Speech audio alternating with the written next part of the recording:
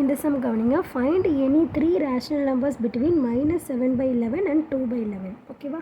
So -7/11லேருந்து 2/11க்குள்ளே இருக்கிற ஒரு ஏதாவது 3 ரேஷனல் நம்பர்ஸ் தான் கேட்டிருக்காங்க. ஓகேவா? ஸோ 3 நம்பர் கண்டுபிடிச்சா போதும். ஸோ -7க்கு அப்புறம் -6/11 எடுத்துக்கலாம், -5/11 எடுத்துக்கலாம், -4/11 எடுத்துக்கலாம். ஸோ இந்த மாதிரி 3 நம்பர் தான் கேட்டிருக்கிறதுனால நீங்கள் இந்த 3ஓட நிப்பாட்டிடலாம்.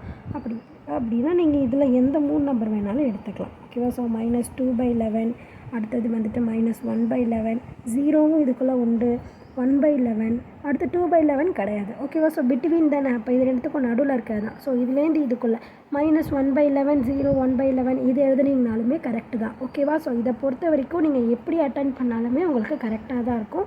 ஸோ அதனால் இந்த மாதிரி சம்ஸ் எல்லாம் எக்ஸாமில் கேட்டாங்க அப்படின்னா கண்டிப்பாக அட்டன் பண்ணிவிடுங்க. ஓகேவா? ஸோ இதில் ஏதாவது ஒரு 3 ரேஷனல் நம்பர்ஸ் எடுத்துகிட்டு இந்த 3 ரேஷனல் நம்பர்ஸ் ஆர் அப்படின்னு சொல்லிட்டு எழுதி the 3 rational numbers are அப்படின்னு சொல்லிட்டு -6/11, -5/11, -4/11. ஓகேவா? ஸோ அப்படின்னு சொல்லிட்டு ஆன்சர் போட்டு முடிச்சிடுங்க. ஓகேவா? புரிஞ்சுது அந்த சம் எப்படி போட்டிருக்கோம் அப்படின்னு. ஸோ புரிஞ்சுதுன்னா லைக் பண்ணுங்கள், புரியலனா என்ன புரியல அப்படின்னு சொல்லிட்டு கமெண்ட் பண்ணுங்கள். ப்ளேலிஸ்ட்க்கான லிங்க் டிஸ்கிரிப்ஷனில் தரேன். ப்ளேலிஸ்ட் செக் பண்ணிங்கன்னா எல்லா சம்ஸ்க்கான ஆன்சர்ஸுமே பார்த்து தெரிஞ்சுக்கலாம். தேங்க்யூ.